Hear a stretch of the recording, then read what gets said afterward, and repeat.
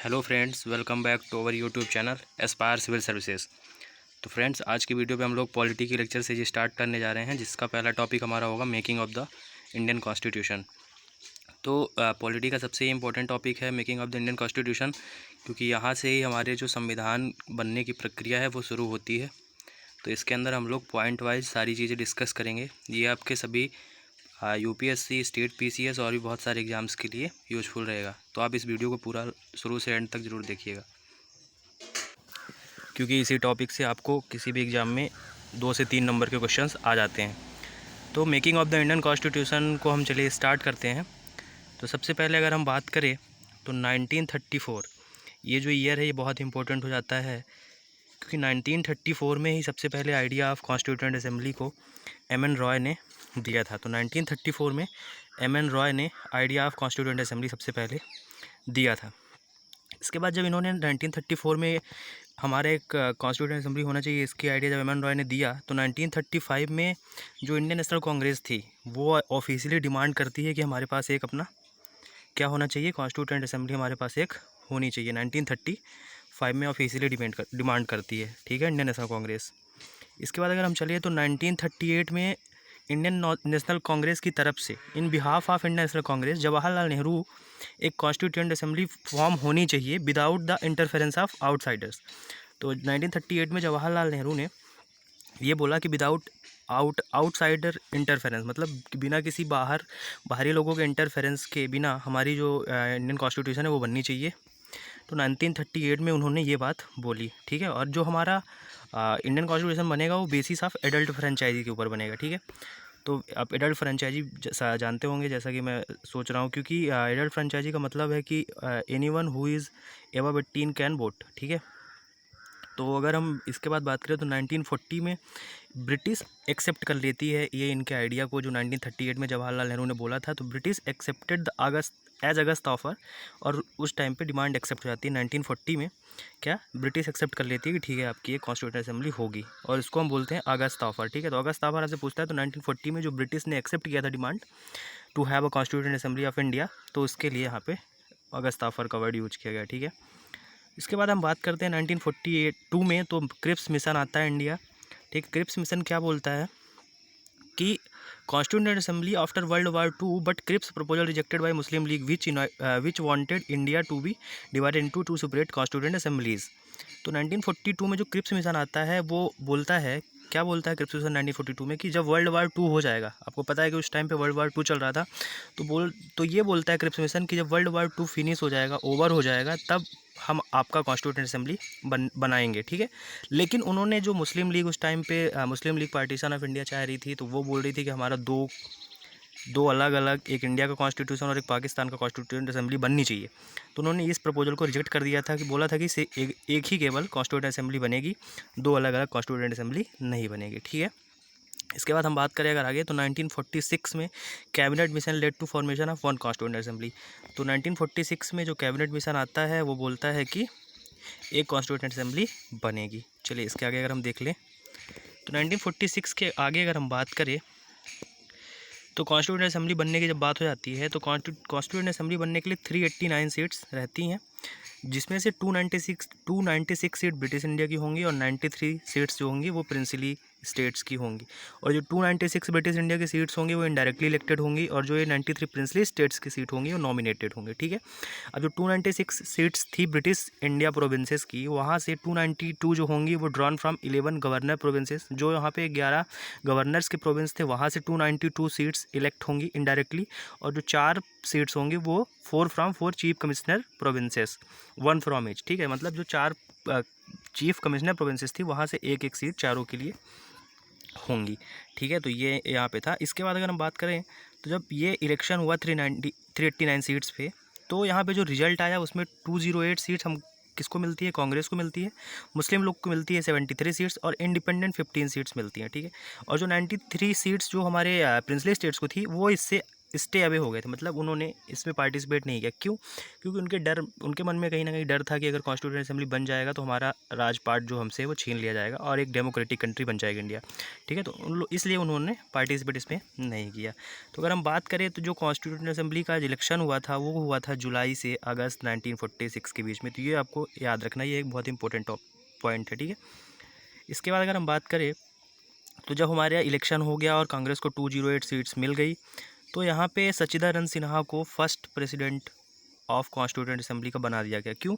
क्योंकि oldest member थे, ठीक है, सबसे बड़े थे और सबसे बूढ़े थे, बुजुर्ग थे। तो इसलिए इन्हें क्या बना दिया गया, सच्चिदानंद सिन्हा को first president of constituent assembly बना गया था, लेकिन ये टेम्परेरी थे, ठीक है। तो 9 दिसंबर 1946 को पहली मीटिंग हुई थी कॉन्स्टिट्यूंट असेंबली की, जिसमें 211 मेंबर्स ने अटेंड किया था और सच्चिदानंद सिन्हा को पहला प्रेसिडेंट ऑफ कॉन्स्टिट्यूंट असेंबली बना दिया गया था टेम्परेरी रूप से, ठीक है। इसके बाद अगर हम बात करें तो 11 दिसंबर, जस्ट 2 दिन बाद फिर से एक मीटिंग होती है। 11 दिसंबर 1946 को फिर से एक मीटिंग होती है जिसमें राजेंद्र प्रसाद जी को प्रेसिडेंट बना दिया जाता है और वाइस प्रेसिडेंट एच.सी. मुखर्जी को बना दिया जाता है और बी.एन. राव को कॉन्स्टिट्यूशनल एडवाइज़र बना दिया जाता है। तो आपको ये चीज़ें याद रखनी है, ठीक है। ये बहुत इंपॉर्टेंट है कि डॉक्टर राजेंद्र प्रसाद जी को क्या बना दिया जाता है, प्रेसिडेंट, और एच.सी. मुखर्जी को वाइस प्रेसिडेंट और बी.एन. राव को कॉन्स्टिट्यूशनल एडवाइज़र। ये भी क्वेश्चन एच.सी. मुखर्जी वाइस प्रेसिडेंट वाला क्वेश्चन आ भी चुका है MPBSC में, इसी साल आया है, ठीक है। अगर हम आगे बात करते हैं 13 दिसंबर 1946 की, तो 2 दिन बाद फिर से एक मीटिंग होती है जिस दिन जवाहरलाल नेहरू ने ऑब्जेक्टिव रेजोल्यूशन पास किया असेंबली पे, ठीक है, टू हैव कॉन्स्टिट्यूशन, और 22 जनवरी 1947 को ये चीज़ पास हो जाती है, ठीक है। तो ये यहाँ पे थोड़ा सा एक नॉर्मल सा इंट्रोडक्शन था। इसके आगे अगर हम बढ़ते हैं तो 3 जून 1947 को एक माउंट बैटन प्लान आता है इंडिया में, ठीक है। माउंट बैटन प्लान, ये आपको पता है कि माउंट बैटन थे, तो उन्होंने एक प्लान लेके आया था, क्या कि इंडिया को पार्टीशन करने का, ठीक है। तो यहाँ पे ये चीज़ आपको याद रखना है कि माउंट बैटन प्लान कब आया था, 3 जून 1947 में। तो जब इन्होंने बोला कि इंडिया को हम मतलब इंडिया का हम पार्टीशन कर देंगे, इंडिया और पाकिस्तान में, तो princely states also started to join their respective countries constituent assembly, ठीक है। ये चीज़ आपको याद रखनी है कि जैसे ही पार्टीशन ऑफ इंडिया होने का प्लान बन गया, तब प्रिंसली स्टेट्स जो थे उन्होंने भी अपने अपने रिस्पेक्टिव अपने जो उनकी कॉन्स्टिट्यूंट असेंबली थी उनको ज्वाइन करना चालू कर दिया, ठीक है। इसके अगर हम बात करें तो 15 अगस्त 1947 को हमारा जो इंडिया था वो इंडिपेंडेंट हो जाता है, ठीक है। जब हमारा इंडिया 15 अगस्त 1947 को इंडिपेंडेंट हो जाता है, तो जो कॉन्स्टिट्यूंट असेंबली थी वो एक तो थी वो, तो कॉन्स्टिट्यूंट असेंबली जो थी वो बिकेम अ लेजिस्लेटिव बॉडी, ठीक है, जो नॉर्मल लॉज बनाने के लिए, और फॉर्मिंग कॉन्स्टिट्यूशन ऑफ इंडिया, ये दो अलग अलग चीज़ें हो गई। तो जो इनका चेयरमैन बनाया गया टेम्परेरी रूप से, वो जी.बी. मावलंकर को बनाया गया था कि constituent assembly become a legislative body. तो इन सब चीज़ों के लिए कौन करेंगे, जी.बी. मावलंकर करेंगे, और डॉक्टर राजेंद्र प्रसाद को बना दिया गया था किसका chairman, forming constitution of India का, ठीक है। तो ये आपको याद रखना है। इसके अगर हम बात करें तो 2 फंक्शंस कंटिन्यू टिल 26 जनवरी 1946। तो ये 2 फंक्शंस जो ऊपर मैंने बताया वो चलते रहे 26 जनवरी 1946 तक, जबकि कॉन्स्टिट्यूशन ओवर नहीं हो गया, बन नहीं गया, ठीक है। तो strength of constituent assembly reduced from 389 to 299 due to partition of India. बहुत ही इंपॉर्टेंट ये पॉइंट है, को याद रखना है कि जो स्ट्रेंथ ऑफ कॉन्स्टिट्यूंट असेंबली थी वो कितनी रह गई, 389 से कितनी बची, 299, ठीक है। तो आपको याद रखना है कि 389 से 299 बचती है पार्टीशन ऑफ इंडिया होने के बाद जो कॉन्स्टिट्यूंट असेंबली की स्ट्रेंथ थी, ठीक है। तो ये इंपॉर्टेंट है। अब 2 important personalities who does not present at constituent assembly. जब कॉन्स्टिट्यूंट असेंबली बन रही थी तो 2 ऐसे कौन से पर्सनालिटीज़ थे जो प्रेजेंट नहीं थे, तो एक महात्मा गांधी और एक मोहम्मद अली जिन्ना। ये आपको दोनों नाम याद रखने हैं, ठीक है। अगर हम आगे बात करते हैं तो other functions performed by constituent assembly, और कौन कौन से फंक्शंस जो कॉन्स्टिट्यूंट असेंबली ने परफॉर्म किया, तो ratified India membership of the Commonwealth in May 1949, adopted national flag on July 22 1947। तो ये आपको याद रखना है कि 22 जुलाई 1947 को हमारा जो है नेशनल फ्लैग को लिया गया था, एडॉप्ट किया गया था। और अगर हम बात करें तो नेशनल एंथम जो हमारा था 24 जनवरी 1950 को, नेशनल सॉन्ग भी हमारा 24 जनवरी 1950 को, और 24 जनवरी 1950 को डॉक्टर राजेंद्र प्रसाद को फर्स्ट प्रेसिडेंट ऑफ इंडिया बनाया गया था। तो ये आपको याद रखना है 3 चीज़ें, नेशनल एंथम, नेशनल सॉन्ग और फर्स्ट प्रेसिडेंट ऑफ इंडिया को 24 जैन 1950 को एडॉप्ट किया गया था, ये आपको याद रखना है। और 22 जुलाई 1947 को किसको लिया गया था, नेशनल फ्लैग को हमारे अडॉप्ट कर लिया गया था। ठीक है, अगर हम बात करें तो कॉन्स्टिट्यूशन बनाने के लिए कितना टाइम लगा, तो 2 ईयर्स 11 मंथ्स और 18 डेज़ लगा, जिसके बीच में 11 सेशंस हेल्ड हुए थे। ठीक है, तो ये आपको टाइम भी याद रखना है, क्योंकि बहुत ज़्यादा टाइम लगा था कॉन्स्टिट्यूशन को बनाने में इंडिया का। ठीक है, तो constitution makers had gone through the constitution of about 60 countries. जब कॉन्स्टिट्यूशन हमारा बन रहा था तो हमारे जो कॉन्स्टिट्यूशन मेकर थे वो लगभग 60 देशों के संविधान को पढ़ के हमारे देश के संविधान को बनाए हैं। ठीक है, the total expenditure of on money making constitution, तो जो जितना एक्सपेंडिचर लगा हमारे कॉन्स्टिट्यूशन को बनाने में वो 64 लाख रुपीज़ लगा था। तो ये भी आपको इंपॉर्टेंट पॉइंट है, याद रखना चाहिए।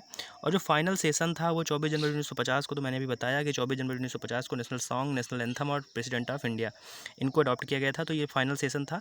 और जो फर्स्ट जनरल इलेक्शन हुए थे वो थे 1951 में, 1951 टू 1952। ये भी बहुत इंपॉर्टेंट पॉइंट है, इसको भी याद रख सकते हैं आप। इसके बाद करें अगर कमिटीज़ जो थी कुछ कॉन्स्टिट्यूएंट असेंबली की, तो यहाँ पे है the constituent assembly appointed a number of committees to deal with different task of constitution making. Out of these 8 were major and other were minor committees. कुछ मेजर और माइनर कमिटीज़ बनाएगी, बहुत ही इंपॉर्टेंट ये कमिटीज़ हैं। आपको as it is इन committees के चेयरमैन्स का नाम याद रख लेना है, क्योंकि डायरेक्टली क्वेश्चन पूछ लिया जाता है एग्जाम्स में। ठीक है, तो अभी हम 8 मेजर कमिटीज़ की बात करेंगे, इसके बाद हम कुछ माइनर कमिटीज़ के ऊपर भी चर्चा करेंगे। तो union power committee, union constitutional committee, state committee, इसके जो चेयरमैन थे वो थे Jawaharlal Nehru. Provincial constitution committee Sardar Vallabh Bhai Patel. ये आपको तो ऐसे भी ऑलरेडी याद होगा, क्योंकि इन्होंने भारत के सभी प्रोविंसेस को जोड़ने में बहुत योगदान दिया था, तो इसलिए आप यहाँ याद रख सकते हैं कि प्रोविंशियल कॉन्स्टिट्यूशन कमेटी के जो चेयरमैन थे सरदार वल्लभ भाई पटेल थे। ड्राफ्टिंग कमेटी के डॉक्टर भीमराव अम्बेडकर थे, ये भी आपको याद रखना है।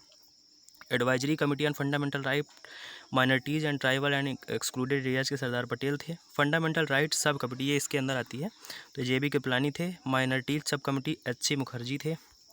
North east frontier tribal areas and Assam excluded areas sub committee, तो इसके गोपीनाथ बरदोलाई थे, ये आपको याद रखना है।